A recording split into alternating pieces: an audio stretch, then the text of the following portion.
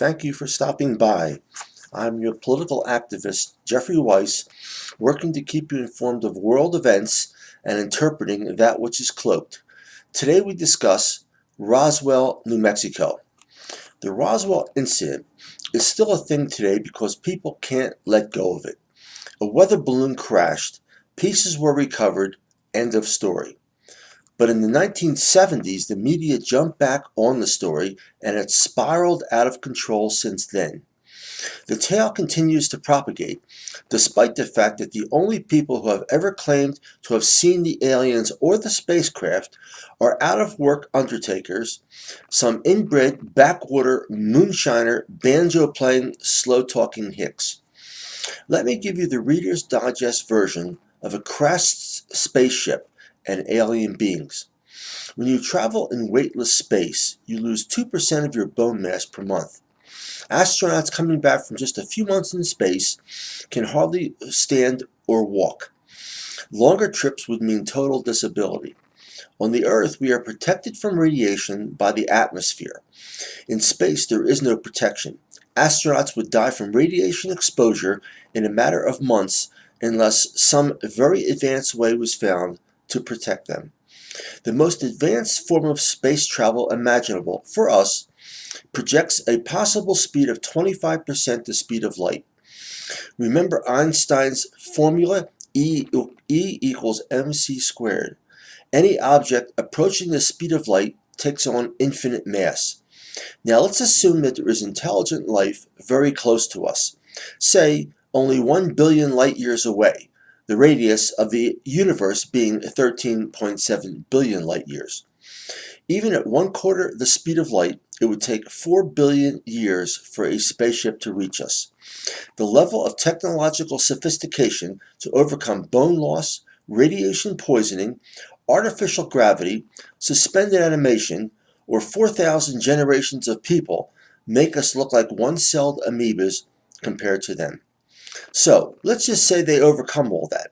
So, they travel the equivalent of 1 billion light years on a ship that never gets hit by a meteor or space dust traveling at thousands of miles per second, which can penetrate the hull of the ship.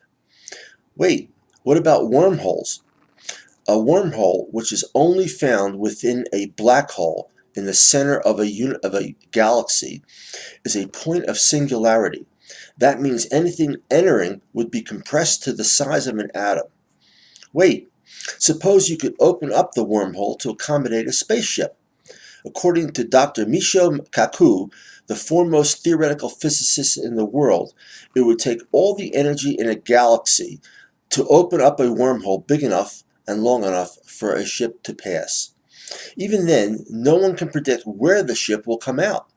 They say any object would be drawn to the closest mass, not the desired place of travel. A race of intelligent beings capable of navigating 1 billion light years of space, or using wormholes, or gravity waves, or technology we cannot even imagine, all of a sudden crash on Earth. There are 2 trillion galaxies, 500 billion stars in the average galaxy, 5 planets around the average star, but they just happen to crash on Earth. A ship entering the Earth's atmosphere will be traveling at 23 times the speed of sound and experience heat of 3,000 degrees Fahrenheit, as the spaceship Columbia was when it broke apart. So, the alien ship is damaged, but managed to land almost intact, and the aliens survived the crash. And since their ship broke up, they have to breathe our air, which, fortunately, is the same as the air on their planet. They get here and crash. They just travel the equivalent of 1 billion light years through the universe, or seconds if they would use wormholes for transportation, and at the last second crash on Earth. The ship doesn't burn up in the atmosphere at temperatures of thousands of degrees. They crash land at 17,000 miles an hour, but it doesn't obliterate the ship and kill the inhabitants. They can breathe our oxygenated air because it's exactly the same as the air on their planet, and they are taken prisoner by a few high school dropouts with phasers borrowed from Captain Kirk, or gravediggers, moonshiners with shovels and shotguns. Where are the scientists when you need them? How about the reports of lights? They finally make it to us in a billion light years of travel. Instead of landing and meeting with us, they just float around in the atmosphere where people can see lights, then fly off again for the billion light year journey home. That makes sense.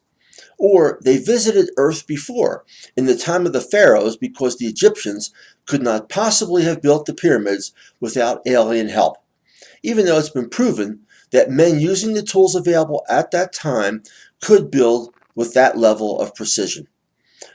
Anyway, they visit us, but instead of teaching us medicine or how to make electricity or tell us about building sustainable cities, they just show us how to make monuments to them.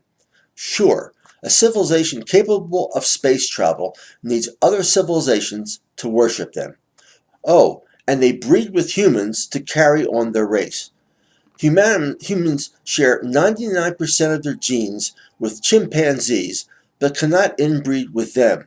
But aliens from a different galaxy have genes similar enough to us that we can produce offspring. How about all the people who originally saw an aluminum weather balloon at the crash site?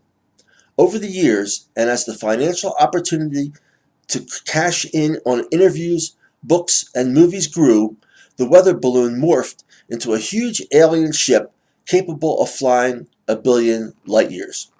In fact, the military officers and farmer on whose land the supposed ship crashed found only aluminum foil and sticks of wood. But when money was offered for interviews, the story grew and grew. How about the people who have been abducted? Oh, right, that was that Nobel Prize winner, chemist, economist, college professor, newspaper reporter. Oh, I'm sorry, that's not right. They were inbred backwater hillbillies, deliverance retards, third grade educated morons, and gravediggers. How about the people who have seen aliens at Site 51 at Roswell? How about the untold number of people who would say and do anything for notoriety and money? Or because they're just plain crazy? There might be a greater number of those than all the stars in the universe. And if that's not enough for you, how about the fact that we are the only civilization in the universe? How can I say that? The universe is 13.82 billion years old. The first galaxies formed 300 million years after the Big Bang. It took Earth 4.5 billion years for intelligent life to evolve. That means other civilizations began to evolve 9.32 billion years before ours. That they surely would have searched the universe for other life. We went from the steam engine to sighting exoplanets in a little more than 200 years. To think that any civilization 9.3 billion years more advanced than ours could not have located us by now seems to me highly unlikely. If my articles interest you, please use the link to check out my website and books. Thank you very much.